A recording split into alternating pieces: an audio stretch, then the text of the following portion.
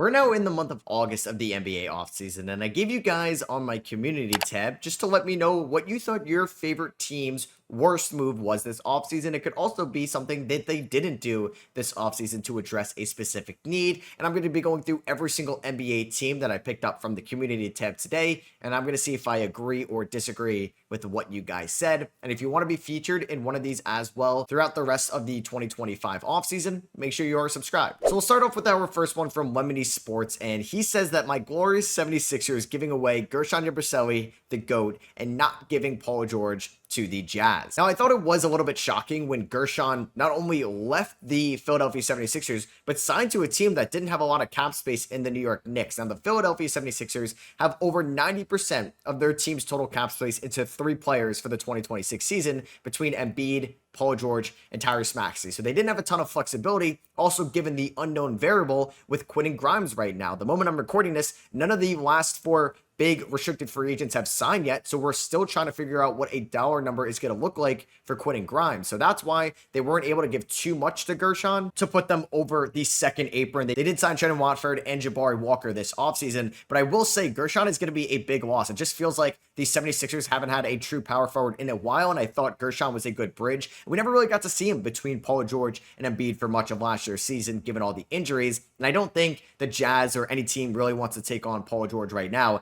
I think there's a chance that in a year from now, we're looking at Paul George the same way the Phoenix Suns are looking at Bradley Beal this offseason, and they may buy out and stretch Paul George in 2026. Bucks fan mentions here that waiving Damian Lillard was the worst move this offseason. Yeah, they got Miles Turner by doing that, but they couldn't have traded him to get a pick or 2. Now, it was going to really be impossible to trade away Damian Lillard once he ended up tearing his Achilles in the playoffs. Maybe you could have intrigued the Philadelphia 76ers about a Paul George for Damian Lillard swap just because Dame had fewer years remaining on the massive contract, but why would Milwaukee want to do that? So yeah, I know it hurts that you weren't able to get a specific player in return for Dame, but you could look at it in the lens that they ended up getting Miles Turner. I'm not going to say this was the worst move of the 2025 offseason, but it's by far the riskiest. Buying out and waiving Damian Lillard, you don't have a lot of cap space to begin with. You did pay a lot for Miles Turner as well, and you're going to be paying Dame and Miles Turner combined over $45 million a year for the next few years to try to keep Giannis happy. And it feels like Shams is still reporting that Giannis could still get traded this offseason,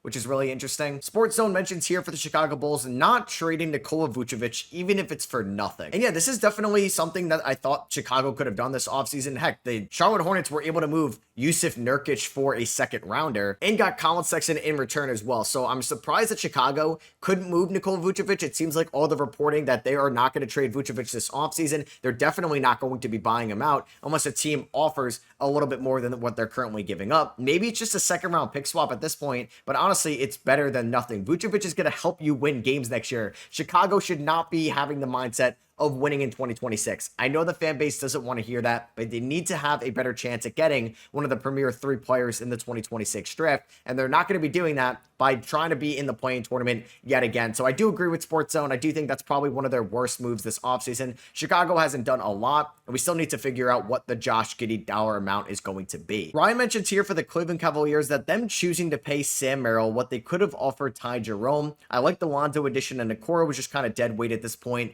I really like the Proctor selection, and adding big man depth in Nance was another solid move. So yeah, I guess the Sam Merrill payday. And I'm going to agree here with Ryan. If you look at every single move the Cavs have made this offseason, this was probably the most riskiest move that they could have made. They did give Sam Merrill a 4-year extension that is pretty much guaranteed every single year. Now, it's just 4% of the team's total cap space, but right now they are in the second apron yet again. They have to worry about that maybe in a year from now when they get hit with those repeater penalties, but Sam Merrill is going to be making $8.5 million this year, $9 million in 27, 9.8 in 2028, and $10 million in 2029. And Merrill's a good player, don't get me wrong, and he's a really good three-point shooter. He's had a really cool story as well, playing at Utah State, getting drafted by the Milwaukee Bucks, had a cup of coffee in Memphis, and has really built up his career like Ty Jerome in Cleveland. But it makes you wonder, could they have just kept Ty Jerome and Sam Merrill this offseason? And why not you trade away Isaac Okoro for Lonzo Ball? You didn't have to pay Sam Merrill either. So I do think this one was a little bit of a head scratcher. Maybe it works out, maybe it doesn't, but it does feel like around a $40 million contract for somebody like Sam Merrill was a little bit much in the moment. We'll see if he could prove us wrong throughout the regular season. Jay mentions here for the Boston Celtics that trading away Kristaps Porzingis for literally George Niang. And we know why they ended up trading away Kristaps Porzingis to get under the luxury tax in the second apron and to save as much money as possible. And funny enough, they did just trade away George Niang to the Utah Jazz, along with 2 second-rounders to take on RJ Lewis, because the Boston Celtics had a projected salary and luxury tax of $540 million at the beginning of the offseason, and now it's just $239 million. So they were able to drop their tax bill from $73 million to $30 million. They're below the second apron, and they could get under the first apron as well if they traded away somebody like an Anthony Simons or a Sam Hauser. So I do feel like Boston could make another move. We know that this is going to be somewhat of a retool / gap year, with Jason Tatum most likely missing most of, if not all of, the 2026 regular season. The Celtics are going to have their eyes set on 2027 with Pritchard, Hugo Gonzalez, Derek White, and the Jays at this moment. It's just funny because their front court is going to be a revolving door next year. They did pick up Chris Boucher, so maybe he's going to be the starter. Alex mentions here for the LA Clippers that them signing Bradley Beal was the worst move they made this offseason. I don't know how he fits in the rotation, and I don't think he should start. Yeah, I'm going to disagree here with Alex, right? If anything, Bradley Beal is probably going to be in Los Angeles for a one-year deal because he's most likely going to outperform his $6 million contract, given how still lethal of a scorer he can be. Even at 32 years old, he may not average 17 points like he did last year with Phoenix, but I wouldn't be shocked if he did average close to, if not more, points per game than James Harden, and Harden could just be more of the initiator and facilitator, with Bradley Beal being kind of that number 2 option to Kawhi Leonard as a number 1. And if Bradley Beal was bad enough in LA, I doubt he'd want to stay there, and he could probably still make more than the $5.5 million player option he has next year on the open market. So I think there's a little bit of risk in this signing with Bradley Beal and a whole lot of reward with him in Los Angeles. If anything, I would maybe say the draft pick of Yannick Koenig-Niederhauser after you ended up signing Brook Lopez. There could be some risk in flipping Norman Powell for John Collins, but I do think maybe one of the safer moves this offseason was getting Bradley Beal on this deal. So I do disagree here with this take. Aiden mentions here for the Grizzlies that he did not like them signing Jock Landale. He's just a third string center who's not going to play. And I also hated us not getting Anthony Black from the Desmond Bane trade. Now, I did think it was odd for Memphis this offseason to trade away Jay Huff. I thought with all their injuries in the front court over the last few years, and with Brandon Clark having 2 years left on the deal, they could have ended up trading away Clark this offseason and keeping Jay Huff, who I thought was a nice little pickup for the Indiana Pacers. So that's why they ended up going out and getting Jock Landale. It's for the minimum. He's a depth option at the center position. I don't really disagree with this one too much. Maybe you would have liked a little bit more of an intriguing player in the Desmond Bane trade, because we know they got Cole Anthony, who they bought out for nothing, and they ended up getting KCP, who right now is a negative contract, making $42 million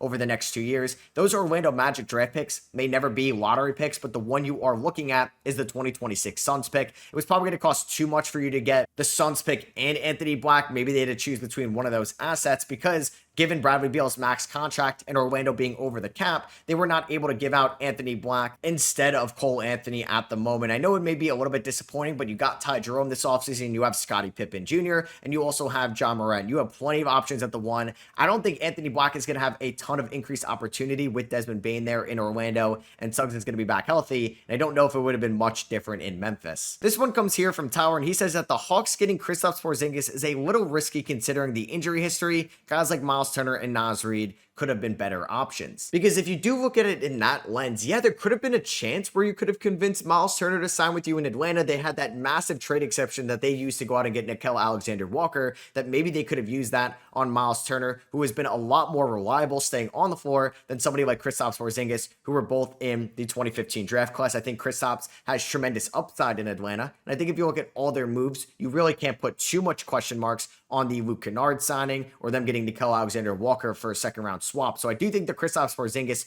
trade does have a little bit of risk to it. You gave up a first-round pick. You gave up a tradable and solid player in the second half last year in Terrence Mann. And who's to say that Kristaps Porzingis can play over 60 games next year in Atlanta? Like I said, though, if he could stay healthy, it has tremendous upside. He's still shot 40% from 3 in 2025. He could still be a really good rim protector, but he's making over $30 million on an expiring contract. So this could definitely be the riskiest move from the Atlanta Hawks this offseason. Paul mentions here for the Miami Heat that them overvaluing their young core and not going all in to try to compete was their worst move this offseason. And I do think it was kind of wild when it was reported this offseason that Pat Riley didn't want to give up Nikola Jovic or Jaime Jaquez or Kel'el Ware in a Kevin Durant trade. I get Kel'el Ware 100%, but not parting ways with Jovic or Jaquez was a little bit of a head scratcher to get somebody that can take you very far in a wide open Eastern Conference. You need that number one option, and Jimmy Butler took you there in 2023. This East is way more wide open than what it was a few years ago, and you still get Kevin Durant, who's a top 10, 12 player in the NBA. I think I would have liked for Miami to be a little bit more aggressive. Now, I like them going out and getting Norman Powell for free, basically, or them getting Kasperi Shakuchonis with the 20th pick. But yeah, I'm also not a huge fan of this Heat young core. I'd like to see Jovic take a step this year, but I've been saying that for the last few seasons. Jaime Jaquez is already going to be 24 years old, and as much as I like Pele Larson, he's also 24 years old at the moment. So I think the Heat have a ton of variance in 2026, and I wonder if there may be at one point 18 and 20, is the fan base going to be a little bit more vocal and wish they traded for Kevin Durant this offseason? Because it feels like they didn't really put a serious offer on the table for KD. This person mentions here for the Hornets that moving for Spencer Dinwiddie instead of literally any big, I get they need a guard, but Kalkbrenner, Mason Plumlee, and Musa aren't going to cut it unless Diabate gets exponentially better on offense. And I want to like the Hornets a lot next year. I think they have such an exciting team compared to what they had last year, and so much more depth, especially with getting guys like Grant Williams, LaMelo, and Brandon Miller all healthy next season. I just think they're probably going to have maybe one of the worst defenses in the NBA and probably the worst rim protection defense, unless Ryan Kalkbrenner is already a good enough defender from day number one, which is going to be asking a lot, given that he may not have a lot of good help defense out there when he's currently playing. You really can't get away with starting Mason Plumlee in the year 2026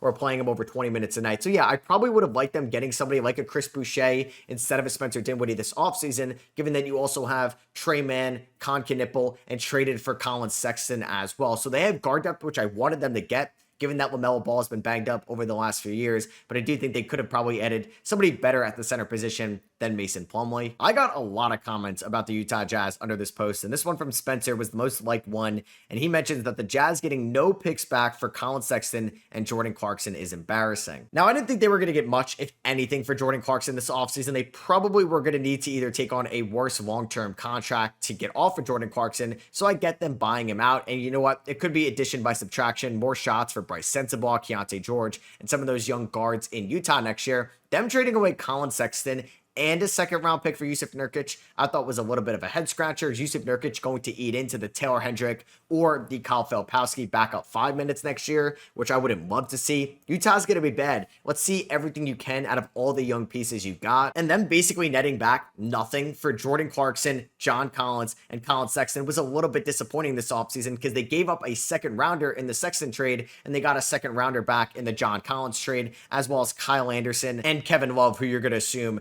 they're going to buy it at one point. I know it's a new era in Utah, and I'm glad some of those names are out and we can start fresh and see what the young guys can do. It's just you probably could have moved those guys a year or two earlier and maybe gotten back a little bit more than what you did in the 2025 offseason, which is kind of next to nothing. Framey mentions here for the Sacramento Kings that them overpaying for Dennis Schroeder, $45 million for 3 years is too much. And I also thought this was a very hefty contract when I saw it on the table. Dennis Schroeder getting about $5 million more than Ty Jerome after maybe not being as good in 2025 was interesting. Dennis Schroeder is definitely a better defender than Ty Jerome, but paying Schroeder a decent amount of money over the next 2 years was somewhat interesting for Sacramento, who definitely did need a point guard this offseason. They're not a big market team. They weren't going to get a super flashy name, and Dennis Schroeder's third year of that contract in 2028 is a partial guarantee. It's slated to make $15 million, but they only have to owe him $4.3 million. But Schroeder will be around 34 years old in 2028. He was good, but not great in Detroit. He was really good in Brooklyn, but that was for a team that was somewhat competitive. He was not efficient whatsoever in Golden State last year, and this is going to be Dennis Schroeder's 9th team of the 2020s. So we're going to see how he's going to be in a different environment. Hopefully he can be better in Sacramento. I just also thought it was a little bit too much when it happened, but hey, maybe Sacramento didn't have a ton to work with. We'll see if they still trade away Malik Monk this offseason, which I don't think would be the best idea. Neil mentions here for the New York Knicks, for a lot of people are going to say the Mikal Bridges extension, but I honestly think their worst move was firing Tibbs. And I could definitely see the part of that because Tom Thibodeau really turned around this Knicks franchise, which was basically a laughingstock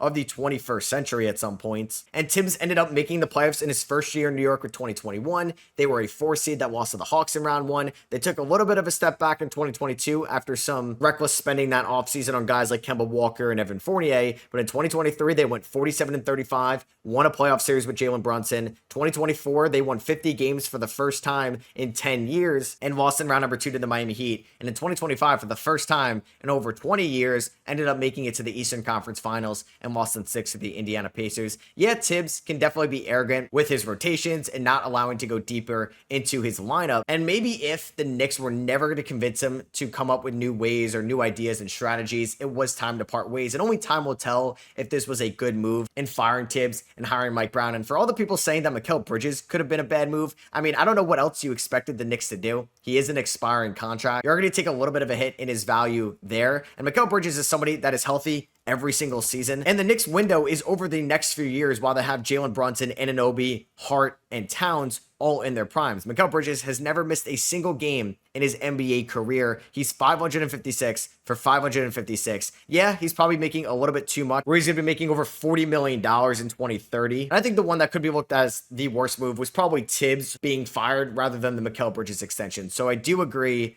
with Neil here. LOQ mentions for the LA Lakers, them not getting Dorian Finney-Smith back. I love the additions of DeAndre Ayton and Marcus Smart, though. Yeah, it definitely hurt the Lakers losing Finney-Smith this offseason. They were able to pick up a solid point of attack defender in Marcus Smart, but he's somebody that you can't really rely on to be, one, a consistent shooter. Has never really been that in his career, and he's only played 54 games since the 2023 season. So I think losing somebody as good of a point of attack defender as Dorian Finney-Smith and locker room presence will hurt the Lakers a little bit, but it does give them more cap flexibility in the long term. They just brought back Luka Doncic on that extension this offseason, where now he's going to be under contract for the next 3 seasons, and they're most likely going to be going in a different direction next year in the post-LeBron James era. So not having to pay Finney-Smith in 2027, 8, or 9 can save them a little bit of money. I'm intrigued about Jake LaRavia, but they're going to feel the loss defensively of Dorian Finney-Smith next year, in my opinion, unless either LaRavia, Vanderbilt, or Hashimura can take somewhat of a step defensively. Nono mentions here for the Orlando Magic that there's not much he can think of. Some will argue they overpaid for Desmond Bane, but can you really classify that as the worst move? Other than that, I guess letting Caleb Houston go, not really a big loss, but he was developing into a decent rotational player. I hate that they couldn't bring back Trevelyan Queen, but I'm pretty sure they weren't allowed to offer him another 2-way contract. And I thought it was shocking when they weren't able to bring back Caleb Houston this offseason, but them going all in and getting Desmond Bane really limited them on what they could do this offseason on the margins, given that they're very close to the second apron and they're going to be over that once the new Paolo Banchero extension kicks in. And I do think Caleb Houston was a nice marginal pickup for the Atlanta Hawks this offseason, a division rival, somebody that shot around 37% from 3 in 168 games in the NBA. So I do think it will be a little bit of a loss for the Orlando Magic. We're going to look significantly different next year with KCP in Memphis, Cole Anthony in Milwaukee. You're adding Desmond Bane. You're getting back to hopefully a fully healthy roster next year. You drafted Jace Richardson, and hopefully you could see somewhat of a year 3 leap from Anthony Black. It's going to be an expensive roster next year, but I do think it's going to be a good one. Adam mentions here for the Dallas Mavericks, not firing Nico Harrison. I guess you could definitely say that, obviously, after the massive backlash from trading away Luka Doncic at the 2025 trade deadline. The Mavericks this offseason made the best draft pick, but also the easiest draft pick, getting Cooper Flagg with the number 1 pick. I thought them giving Daniel Gafford an extension was somewhat interesting, given that maybe they're not totally sold on Derek Lively as a long-term max center or something close to it for somebody that had a very good rookie season. Gafford's going to be making still just 10% of the team's total cap space over the next 3 years after this year. They're still paying Klay Thompson for next year's season, and they picked up D'Angelo Russell this offseason, who I don't love in a playoff series for the Dallas Mavericks, but I do see the ability to play him out there at times with somebody like Kyrie Irving. And if you got just a one-dimensional point guard, someone that's just like a true floor general, you couldn't really play that player and Kyrie at the same time if it was a smaller guard.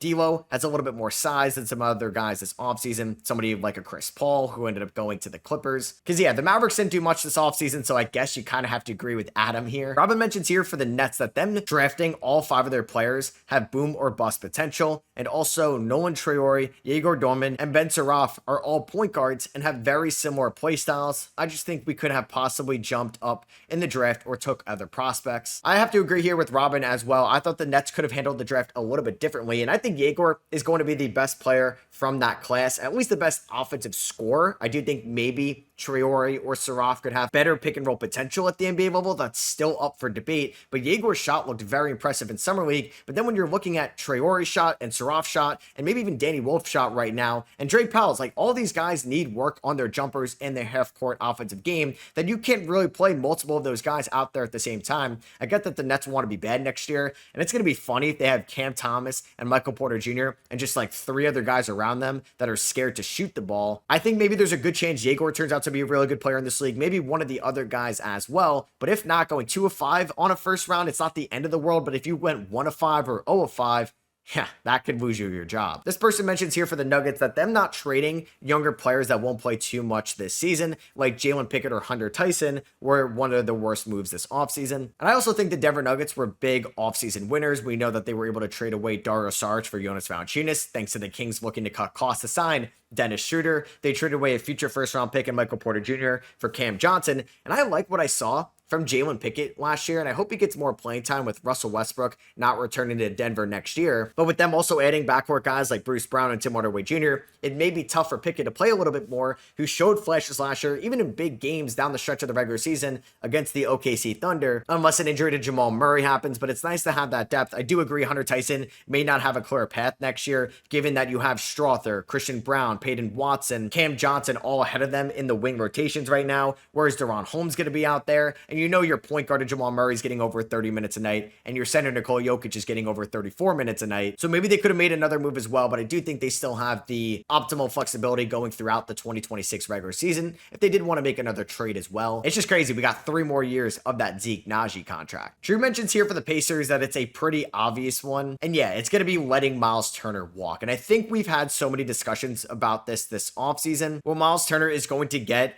over $25 million, and it's going to ascend over the next 4 years in Milwaukee. Not the worst contract when you look at what Jakob Poeltl got this offseason from the Toronto Raptors when they ended up re-signing him to a new extension. That's going to be paying him about $29 million going forward. Or Naz Reid, who also got close to what Miles Turner got this offseason. So I thought for Indiana, I know they probably didn't think that they were going to make the playoffs next year with Tyrese Halliburton missing all of the regular season, but at least you would have that asset. At least you could have maybe traded away Miles Turner for something solid in return at the deadline. Maybe he gets hurt. Maybe he regresses next year, but I don't think he would. He's had a decade-long track record playing at a high level in the NBA. Maybe he didn't love what he did in the NBA Finals, but I do think you could have had a little bit more flexibility with your assets if you signed him this offseason. It just hurts too. He went to a division rival. We'll see if Aaron Nesmith, Benedict Mathurin, or Andrew Nembhard can take a step forward next year. And probably more so Mathurin, just because he could be a restricted free agent in 2027. And is Indiana going to pay him? King Goes Here mentions for the Pelicans that everybody has been talking about the 2026 we gave up, but the draft decisions were just all weird. We traded for Jordan Poole and drafted Jeremiah Fears, 2 guards fighting for minutes. Then we traded a good pick for somebody we could have taken there. It would have been a reach, but not too far. And Derek Queen doesn't fit the mold of the player we need. Also, just the decision to keep Zion is baffling. He isn't healthy and has so many issues off the court. And with the team, it's insane that they want to keep him. So a lot of people were talking about the Pelicans, mostly for bad this offseason. I think we're going to get to a point next year where they could be the most talented 12th seed in the NBA, because DeJounte Murray is going to be back probably after the 2025 calendar year. You have Jordan Poole, Jeremiah Fears, Jose Alvarado, all fighting for minutes in that backcourt. Herb Jones just got an extension, so he's going to be a big part of the Pelicans' future. And can you really play Derek Queen, Zion Williamson, and Yves Missi all on the floor out there at the same time, just because all of them can't shoot the ball whatsoever? DeJounte Murray can't really shoot the ball. Jeremiah Fears' calling card coming out of college was not his shooting whatsoever, and Herb Jones doesn't have the longest track record of being a positive three-point shooter. Jordan Hawkins has a ton of variance. The Pelicans could be a bad three-point shooting team outside of Jordan Poole and Trey Murphy next season. I think they're going to be so fascinating to watch, and if Derek Queen does not turn into a really good player and the Pelicans don't make the playoffs, that pick, it may hurt that you gave up that pick to the Atlanta Hawks, but we still have to wait a year and see what ends up happening with the 2026 Pelicans. That could maybe make the playoffs, but could also be the 15th seed in the West. The Sports Gentleman mentions here for the Pistons that knowing that the East is wide open, yet not doing anything to help Cade effectively. And this is a little bit unfair to the Pistons just because they had no idea what was going to happen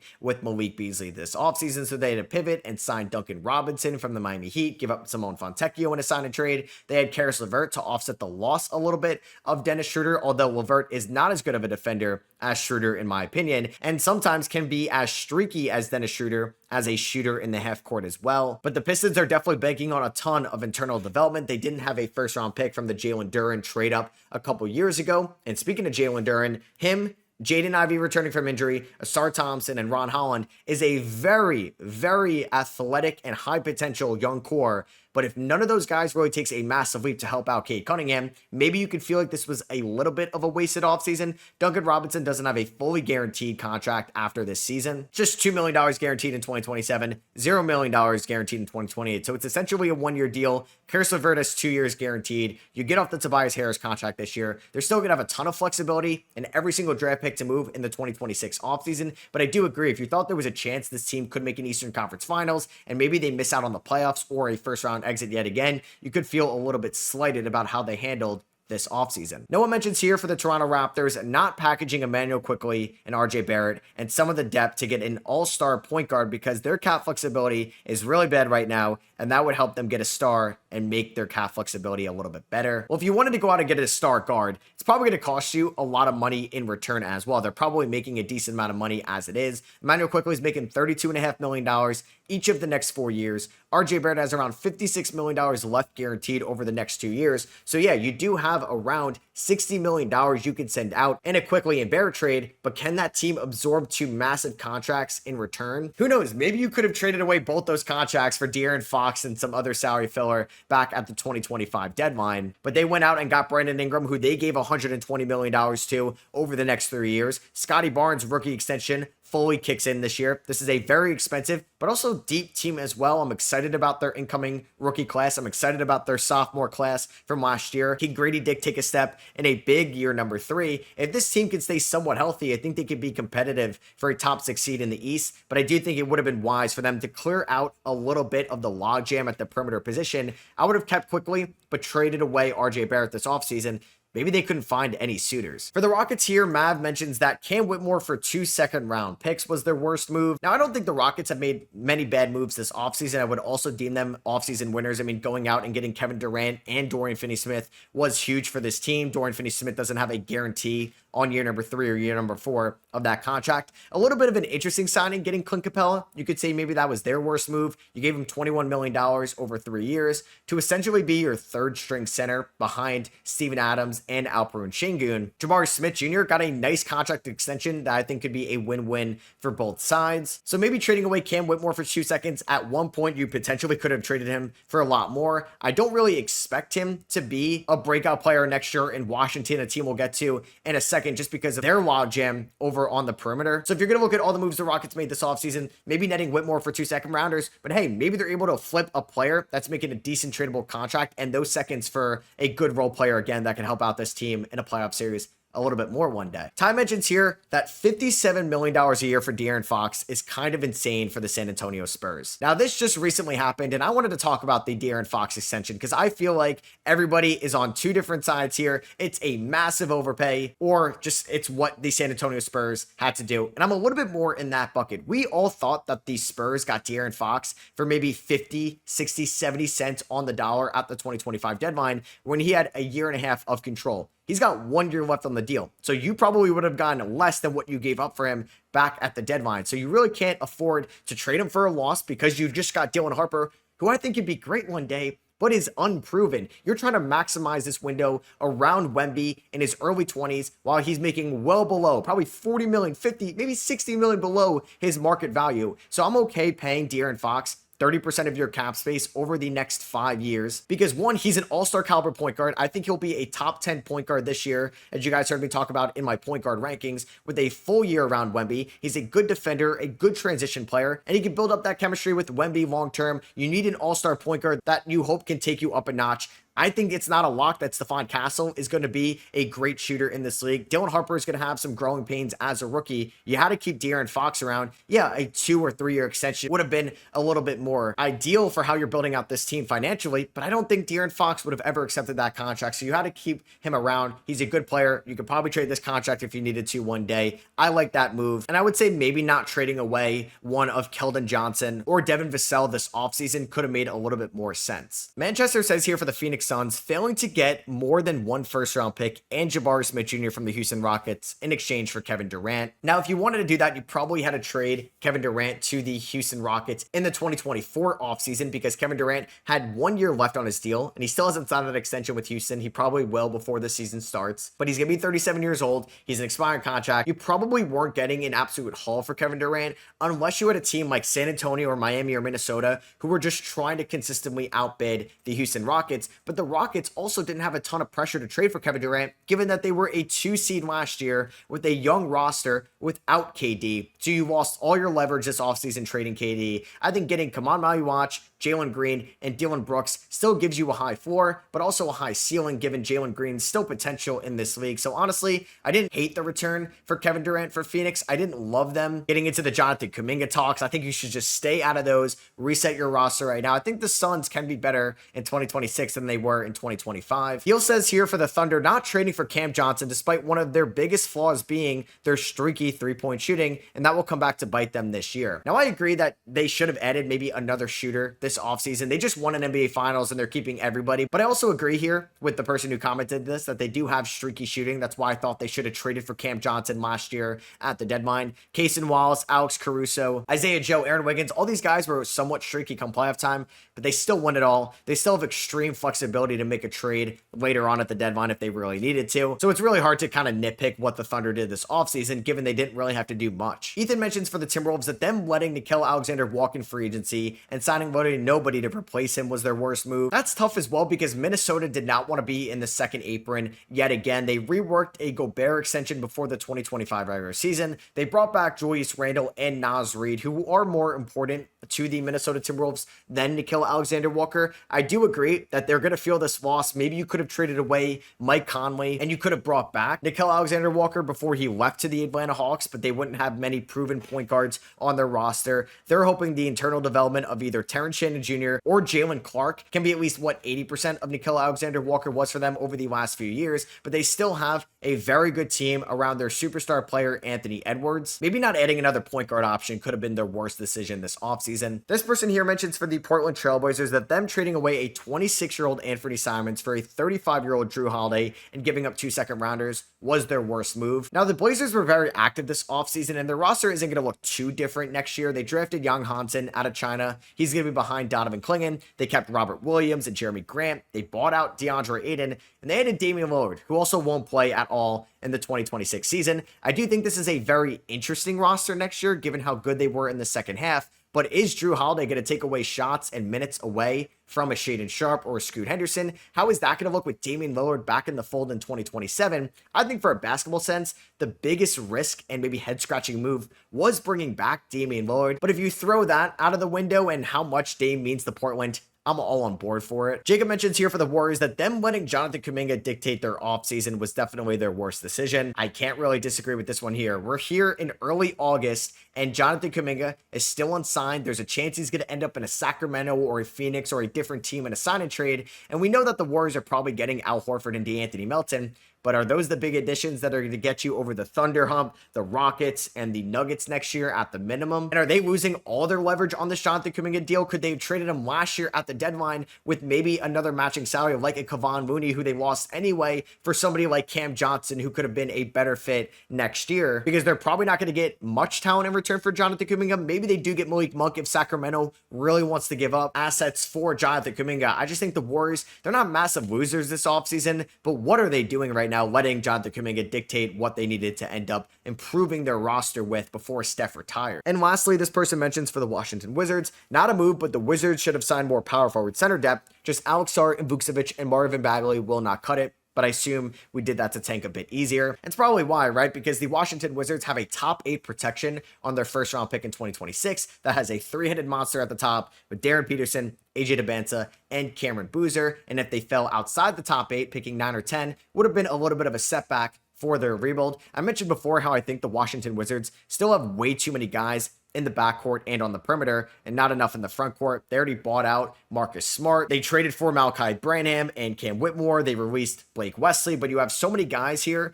on the perimeter that need minutes and in the backcourt as well. Even if Chris Middleton and TJ McCollum play in the first half, are they going to take away minutes from a Trey Johnson, a Bilal Coulibaly, a Bub Carrington, a Will Riley, an AJ Johnson, a Keyshawn George? There's so many younger guys on this team that need more playing time going forward. They have a ton of quantity right now, and I wonder if some of these guys' development is going to be at the expense of others, given that there's not going to be enough shots and just minutes and opportunities to go around next season. So that's going to be for me. Hope you guys did enjoy this video, me talking about every team's worst move or decision they made this offseason that you guys gave to me on the community tab. If you did enjoy, I'd appreciate you dropping a thumbs up. If you want to be a part of another one of these this offseason, make sure you are subscribed. I'll catch you guys in the next one. Peace.